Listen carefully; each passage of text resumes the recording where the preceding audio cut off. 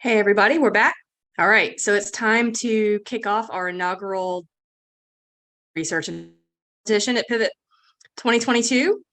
This competition is actually made possible by a generous donation from the Tito's Cheers program that supports global. So Cheers stands for Creating Hope and Elevating Emerging Research and Science. So thanks very much to Tito's for that. This is going to be a fun one, y'all, because there's actually some dollars on the line, and we can help get some teams going in with some geothermal research.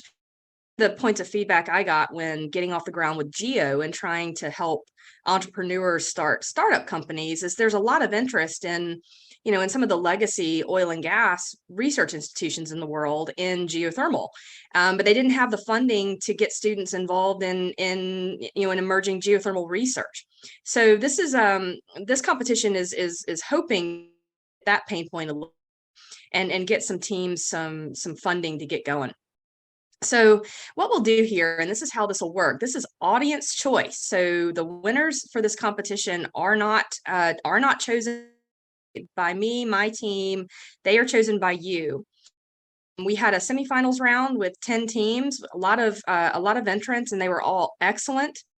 Top 5 you'll see today. These are the finalists that were judged to be the top most disruptive researchers.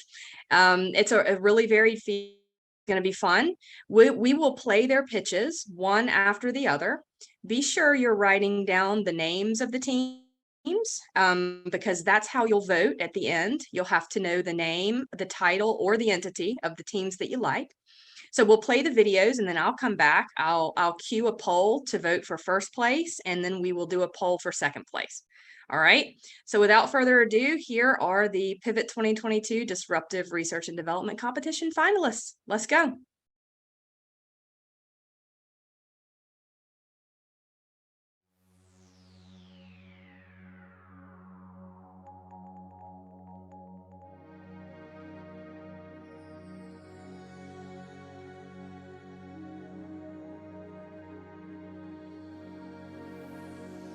Hi, I'm Patrick Fulton, a faculty member in the Department of Earth and Atmospheric Sciences at Cornell University in upstate New York. I'm also a co-principal investigator on the CUBO project, the Cornell University Borehole Observatory. CUBO is a 3-kilometer, 10,000-foot deep geothermal exploration well that we are currently drilling here on campus. CUBO is part of a larger initiative here that we call Earth Source HEET, our plan to utilize deep geothermal well pairs to heat campus and become carbon neutral by 2035. This project is transformational to the geothermal industry in several ways. One, we are demonstrating that geothermal does not need to be restricted to electricity production and locations out west with high heat flow, or to ground source heat pumps.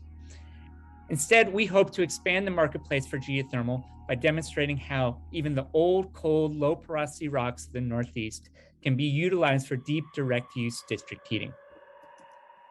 In geothermal lingo, this project is a relatively low temperature, deep direct use, district heating, advanced, enhanced geothermal system. This is a big, kind of difficult challenge that we're after, but really the technology exists to do it. But by putting the pieces together and demonstrating that can be done, that is what is really truly revolutionary to the industry.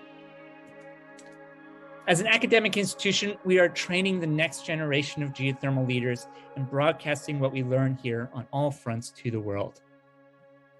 Our team is broad, bridging engineering, earth science, facilities and business administration, as well as economics and social sciences.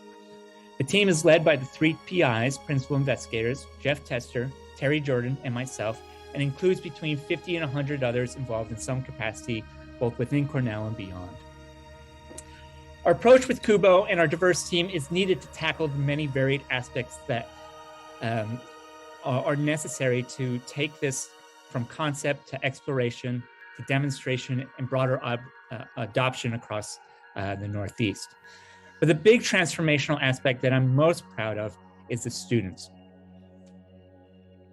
CUBO is intended to be a long-term observatory part of our living laboratory campus culture, in which we can and will continue to learn about the subsurface and explore how it responds to operations, test and develop new technologies, and train the leaders and problem solvers of tomorrow. Here's a photo with many of the students in my group who are working as sample collectors during the drilling, and will be using the data from Kubo to write papers, theses, and dissertations that advance our understanding of the subsurface and how to de-risk geothermal projects here and elsewhere. Together, this group, along with perhaps as many as 15 to 20 other students across many different disciplines and geothermal-related projects that we're working on, have developed their own student chapter of the Geothermal Rising Group. And honestly, if we were awarded this prize, the funds would largely go to support their research and their development as technical experts and entrepreneurs to lead us into the future. The deliverables from this project would be a written report of the characterization of the Cornell subsurface and a plan that incorporates all that we've learned through Kubo and on all fronts to develop an operational well pair here and elsewhere within the Appalachian Basin. Much of our geothermal research, particularly with Kubo, is associated with two big technical uncertainties limiting geothermal development. One, uncertainty regarding the subsurface hydrogeology and the potential reservoir flow networks. Essentially, where are there permeable fracture zones that we could perhaps utilize to allow good fluid flow and good heat exchange that could last over time? And secondly, uncertainty in how the subsurface will respond to operations. What is its long-term thermal performance? How will the permeability evolve over time? And what are the chances and what are the situations that lead to deformation and seismicity that may be felt by others? Kubo is designed to address these questions and more. As part of Kubo, we intend to collect geophysical logs and borehole images that tell us where the natural fractures are and can provide insights into the stress conditions underground. We also intend to perform direct stress measurements downhole at multiple depths that can give us the stress magnitude and direction. We also intend to collect up to 200 feet of core within our potential target zones. And we will perform hydrologic tests and pump hundreds of liters of briny formation fluid that will tell us about the geochemistry, but will also be used for a separate study to allow us to study the microbiology, to understand whether and how deep microbes can live in such an extreme environment underground. We also will instrument the hole with fiber optic and other sensing equipment to see how the subsurface responds through time. Much of this work is inspired by some of the other work we do in my group, studying active fault zones by installing deep borehole observatories and faults drilled both onshore and in deep ocean trenches. For instance, here is some temperature monitoring results with the background geothermal removed, essentially looking at the residual temperature as a function of depth and time, that we installed this observatory deep within the Japan Trench across the plate boundary fault that slipped during the magnitude 9 earthquake and tsunami in 2011.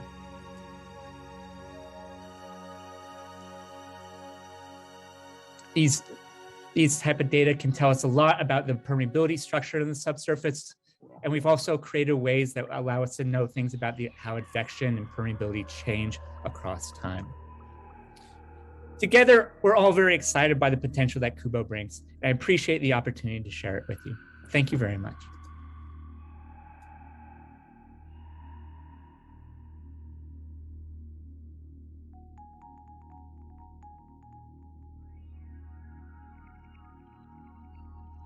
Howdy everyone, how are you? This is Jerome Sfeir from Texas A&M University.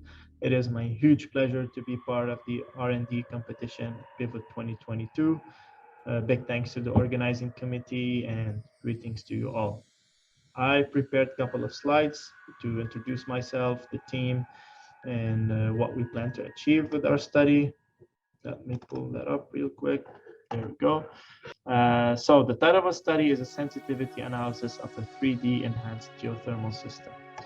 The team is going to be made of myself, PhD student at Texas A&M. I'm also the ARMA student chapter president. I'm working with Dr. Georges Moridis and Dr. Jean-Louis Briot. This is us, beautiful pictures. This is me, some of the conferences I've attended earlier this year. I'm very enthusiastic about the energy sector, especially geothermal. I do my best to learn and attend every event that I feel I can benefit from. My learning curve should be exponential at this point. I hope so. During my free time, I like to play soccer, watch all types of sport. I like to call it football, but you like to call it soccer, so I go with it. This is also me. I got the chance to visit the first HES site, but it's interesting to include in the slide. It was a couple weeks ago in New Mexico.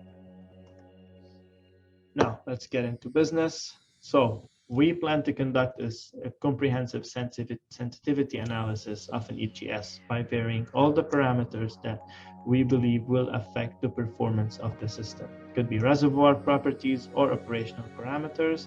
Reservoir properties would go all the way from permeability, porosity, fracture, aperture, fracture spacing, pressure, and thermal properties.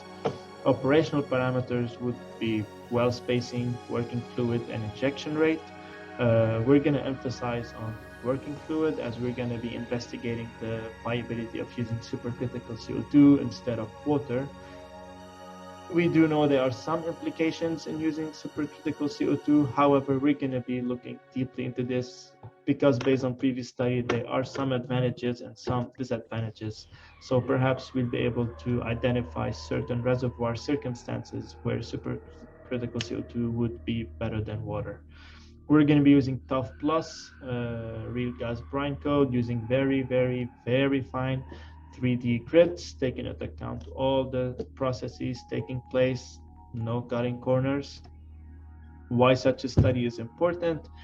As geothermal energy is growing and HES is getting dispatched in the next decade or decades, as we hope for, each single project will have a different and unique set of parameters that we need to design our system based on. So it will be very important to understand which parameters are more influential on the performance of the HES. And that's what we want to do. We want to characterize which parameters have a high impact and low impact on the performance of the HES.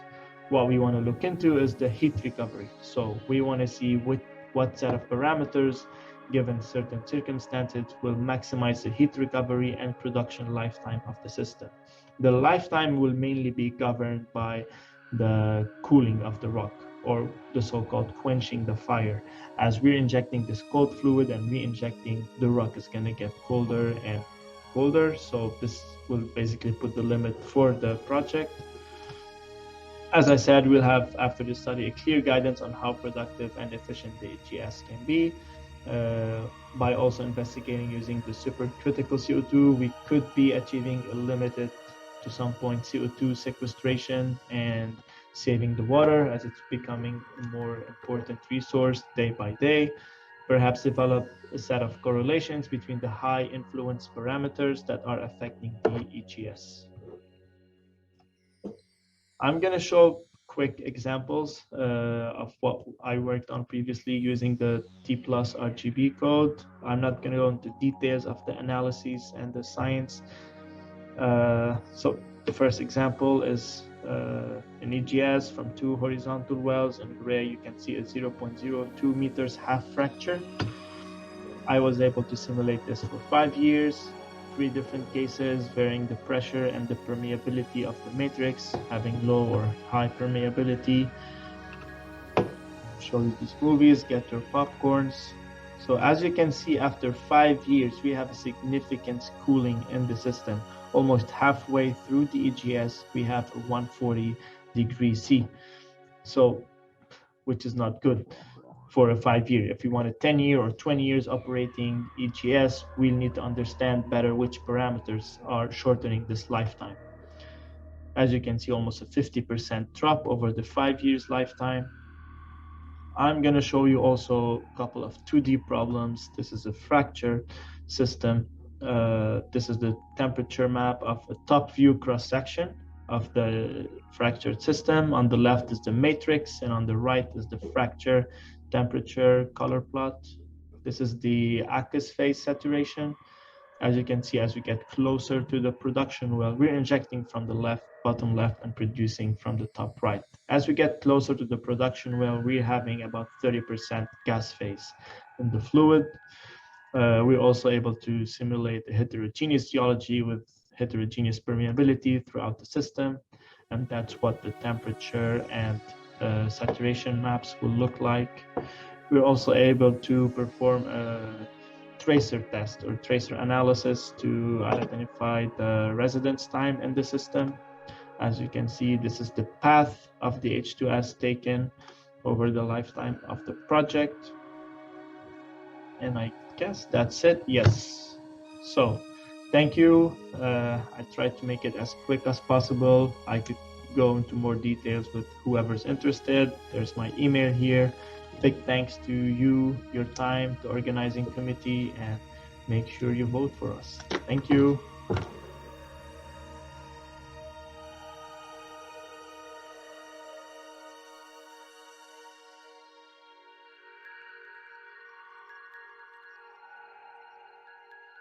Hey, I'm Audrey Schulman, Co-Executive Director of HEET.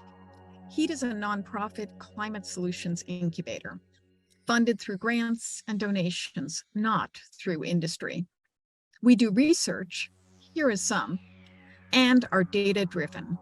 We focus on big problems because that's where the big solutions are. Most of our recent work has been on the natural gas distribution system. So what is the biggest problem with the gas right now? Well, two things. Regulatory gas decarbonization dockets have begun popping up in states across the country. Since gas is a fossil fuel, these are existential threats. Secondly, gas utilities must legally continue to install new pipes for safety and to meet new demand. Here are the next few years of installations, as reported by Massachusetts utilities. Over the next 2 decades, the total cost of this work will be greater than the current worth of all the pipes now in the ground. It's possible, because of our state's net zero emissions mandate, that our children in Massachusetts will have to pay for these pipes, but won't be able to use them. So we need a solution.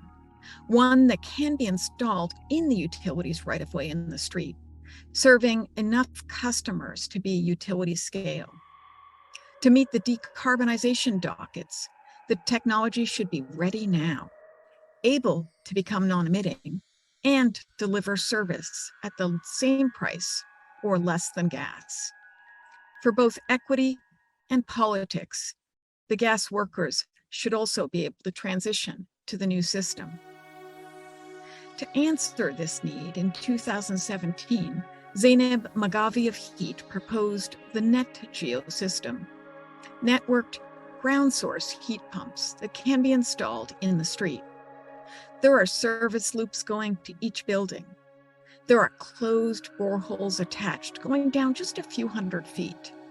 The pipes are filled with plain, ambient temperature water. Connected heat pumps in each building pull temperature off the water, delivering the heating or cooling each building needs. Ground source heat pumps are proven. Campuses all over North America have been creating ways to network them for decades.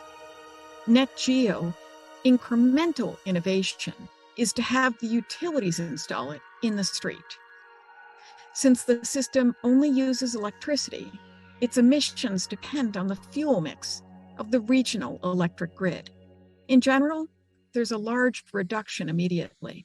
As the electric grid becomes non-emitting, so does NetGeo.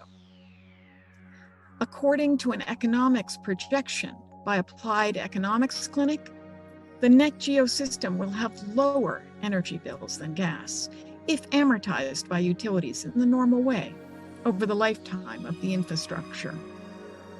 Since the NetGeo water pipe is the same type as gas, workers can easily retrain to continue to operate and maintain the system.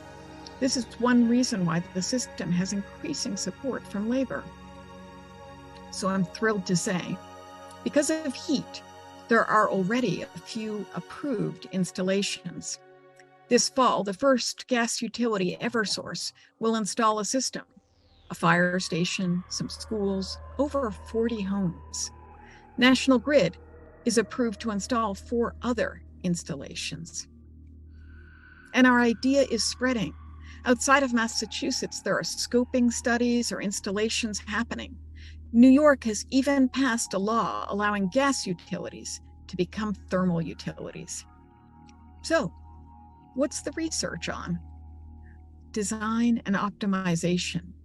A few folks out there have designed systems for campuses, but there are no rules of thumb for a utility scale ambient system that may grow to the size of a city. Utilities, when uncertain, tend to overbuild to make sure they have the power they need. Overbuilding will increase the cost and reduce efficiency, making NetGeo look expensive and inefficient. Thus, Zaina Magavi of HEET assembled a research team that currently includes Dr. Christine Dowdy and Dr. Pat Dobson of LBNL, and Dr. Guangdong Zhu of NREL.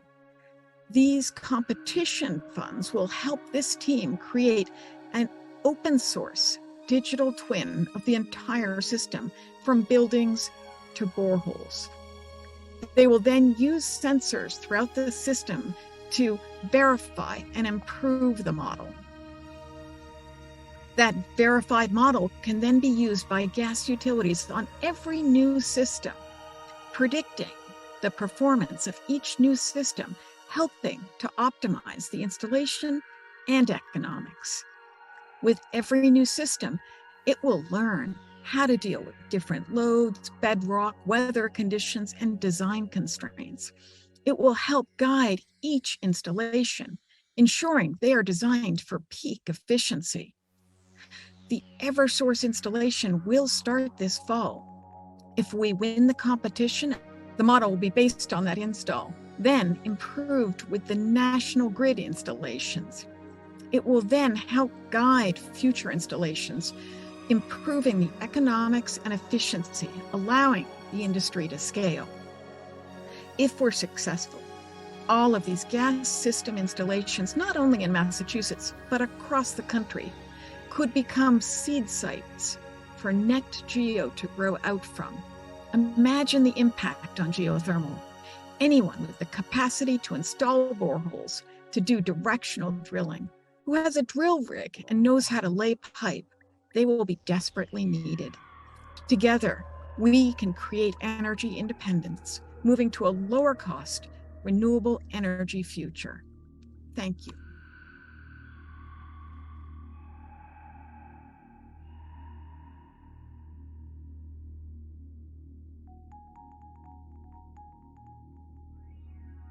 Hello, my name is Jordan Nielson, and I'm a group leader at Southwest Research Institute here in San Antonio, Texas. Southwest Research Institute is a not-for-profit research organization that helps bridge the gap between research and development.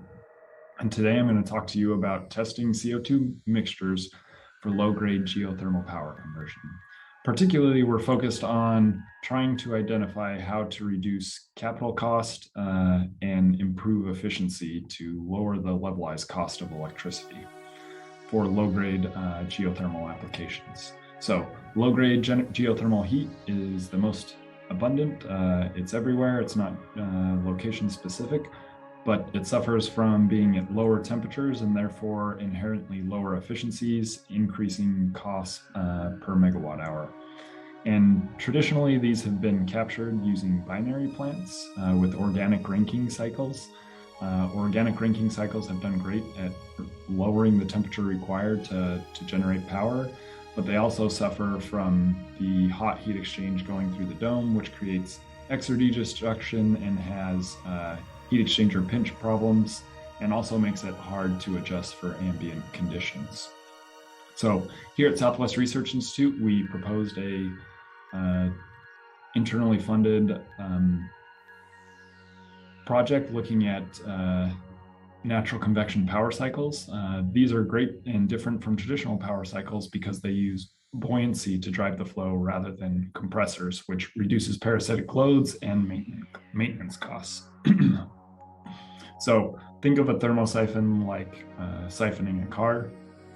You get the flow going, and the higher fluid pushes out the fluid to a lower density, and it drives without any type of pump or anything. So if you're really tricky, you can actually run this in a closed loop rather than an open loop by having a cold sink at an elevated location, a hot sink at a lower location. So as the fluid goes through the cold sink, it increases in density, drops, and then goes through the hot heat exchange, reduces density. So the higher density fluid pushes that lower density fluid up, and you can go in a cycle. And our theory was to put a turbine in there to extract that power. So we did this using CO2. CO2 is great. Its critical point is at about 31C or 87F, which for lots of the United States is, for lots of the year, is easy to get to. Also, it's at about 7.4 megapascals or 1050 PSI. So especially for people in the oil and gas field, that's chump change and is not very high pressure. So you don't need extravagant piping or anything like that. So for example, going from 32 degrees C to 40 C at 8.25 megapascals, CO2 drops about 54% in density, which helps drive this flow. And its high density makes machinery and heat exchangers small, and its low viscosity also helps reduce the losses. So shown here is the flow loop that we built to test this. We had a cold bath up top, 20 feet in the air, a hot bath, and we injected CO2 and watched it flow. In parallel, while we were building this flow loop, we generated a model. We discretized it into different steps, captured the major and minor losses, and then the hydrostatic pressure change, and modeled the heat exchangers, and then did a iterative solver to solve for mass flow for a given hot and cold condition. So these are some pictures of the actual data that we captured and compared with our model. So on the top left is the actual data in purple for mass flow. The top right is the model data, and in the bottom shows the error. So we were actually able to capture the mass flow with a maximum error of 2%. So it showed that our model was working great. Other things we learned from this was that we were a little bit interested in what would happen if we went into the two-phase region during the thermal siphon. We had many instances where this happened. If this were to happen in a traditional cycle, your compressor would yell at you and probably stop working. But flow kept going, and there actually wasn't a big step change in the differences. So we were actually able to take that data from the model and create a bigger model for an actual geothermal power plant. And we were actually surprised to find that the coolers were the largest capital cost. So you have the CO2 turbine that can sit on a desk on a flatbed, a skid for the generating equipment, but you need like half a football field of coolers to cool it down to the dense phase. And that's because we're looking at places like in Texas where it's 100 degrees outside, and you just kind of want to be like, CO2, just raise your critical point up a little bit more and you'd be perfect. And so what we intend to do with this proposed is to use mixtures with CO2, add fluids to CO2 to adjust its critical point to make it more conducive for different ambient conditions. This helps increase the differential temperature of your heat exchangers, reducing capital cost. Also can improve thermal siphon efficiency by cutting parasitic load.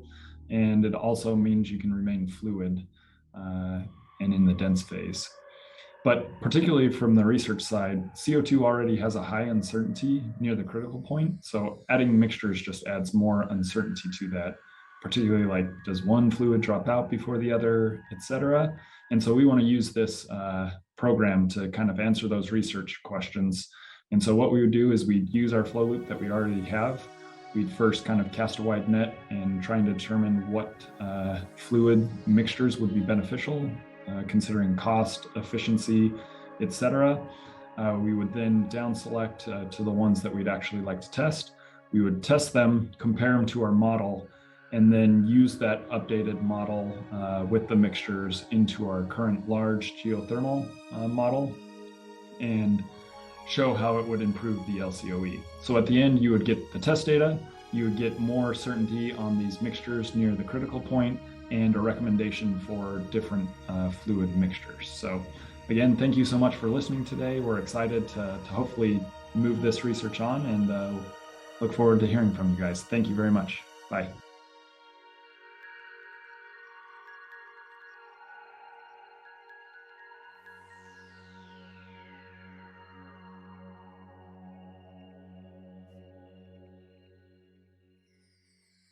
When we think about disruption, we tend to think about innovative technologies, but the impact of innovation is often determined by policy. The energy domain is heavily regulated, and so major change might come as much from changing policy as from changing technologies. In this project, we take the best and latest research on the policy process, weave it together, and translate it into actionable steps that advocates of geothermal energy can take so that policy becomes a tool for disruption rather than an obstacle to it. The working title of our project is Mapping the Geothermal Policy Process. To achieve this, we've put together a 3-person team. I'm Mark Hand, and I began teaching public policy and political science at Southern Methodist University this fall.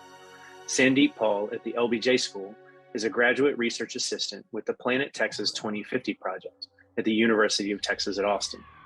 Vivek Shastri is a PhD candidate at the LBJ School, where he is building on his hands-on work on decentralizing rural energy systems. I'm sure everyone listening would agree that even the most groundbreaking technological innovations can fail to have an impact if they're not supported by the right policies. For the geothermal to grow at the pace we see, we need the right policies in place. And in all probability, listeners already have ideas about what policy change would support growth of this sector. The question then, and the focus of a project, is not about what specific policies to put in place. Our question is, how and where do we intervene in the policy process to get them enacted? To affect it, we need to understand the policy process as deeply as we understand the technical process of drilling and distribution. Policies do not arise from nowhere, out of nothing. They are the results of complex interactions among multiple actors at different levels, with different ideas and interests.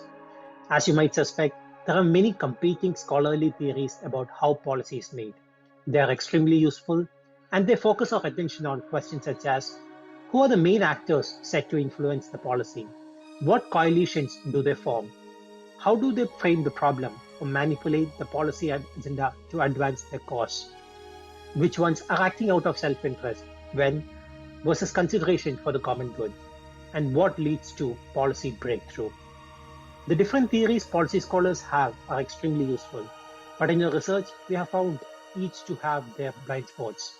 We believe that what geothermal advocates need is a set of maps they can use to navigate the opaque, the constantly shifting, often frustratingly human landscape of the public policy process. We aim to build that set of maps, and we aim to train this community to find and take advantage of the leverage points for innovation in the policy process.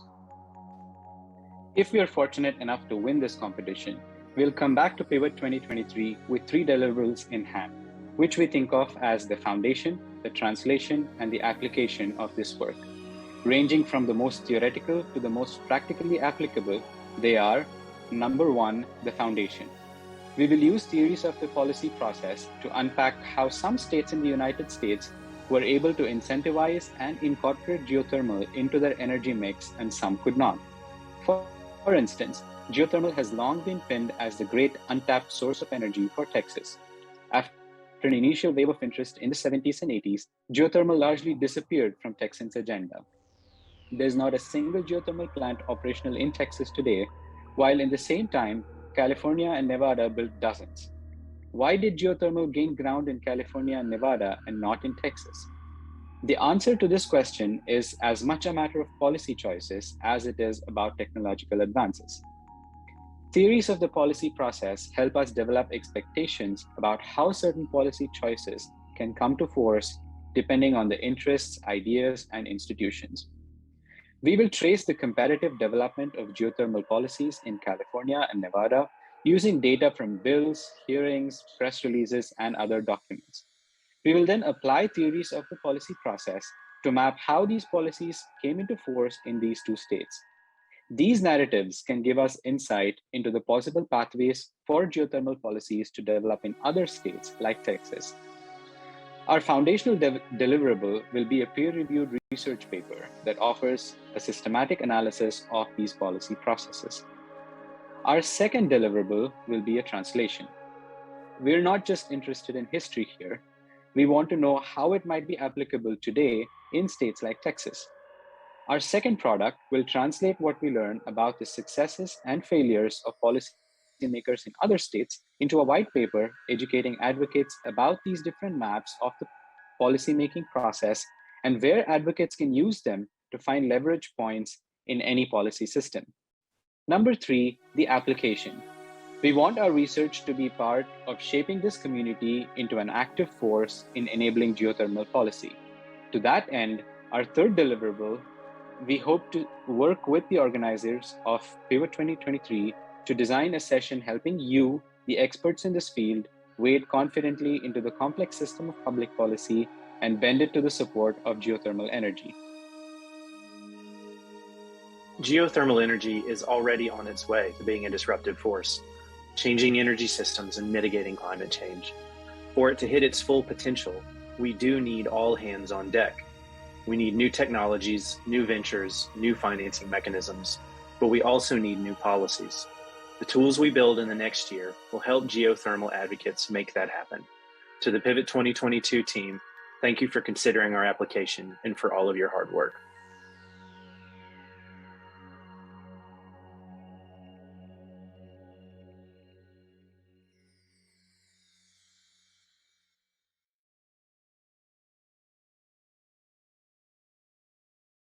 Awesome job. All right, finalists, that was awesome. And there were some serious emojis flying, so that was fun to watch. Okay, to segue into our competition. So what we're looking for, audience, is disruption, impact, right? Disruption and impact. So you will vote for your 2 teams. We'll do this in stages. First prize wins $100,000. So it's a grant to the research institution to pursue the work that they pitched. Second prize wins $50,000 for the same purpose. Update us research. All right, so what I will do is I will cue the first poll. I'm going to get off the screen. It will be a slide and the poll will pop up. What you'll do first is vote for first place, and then I will come back. I'll announce the first place winner, and then we will queue up the second place winner for the poll. Okay, so there's 2 polls. You're voting for first place first. All right, everybody, good luck, finalists, and we're going to vote for first place, $100,000 at stake. So let's do it. First place winners now. We'll be back.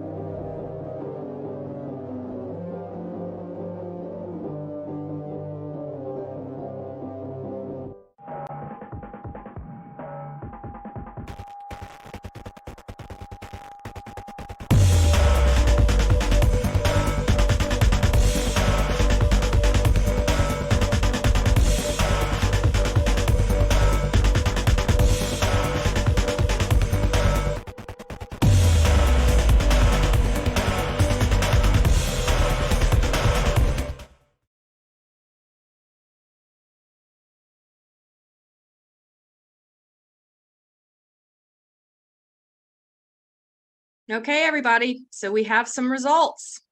You ready? So place for at 42.36% of the vote. So that's pretty good. 42.3% of the vote goes to Jerome Sfeir, Texas A&M University. Congratulations, Jerome. So that's $100,000 to fund your research idea. And we will see you back at Pivot 2023 to talk with us about how it is. So now it's time, audience, to vote for our second. It's going to go the same way that it did last time. I'm gonna leave. You're going to get a picture, and then a poll is going to pop up. Choose the second place winner, and I'll be back to announce.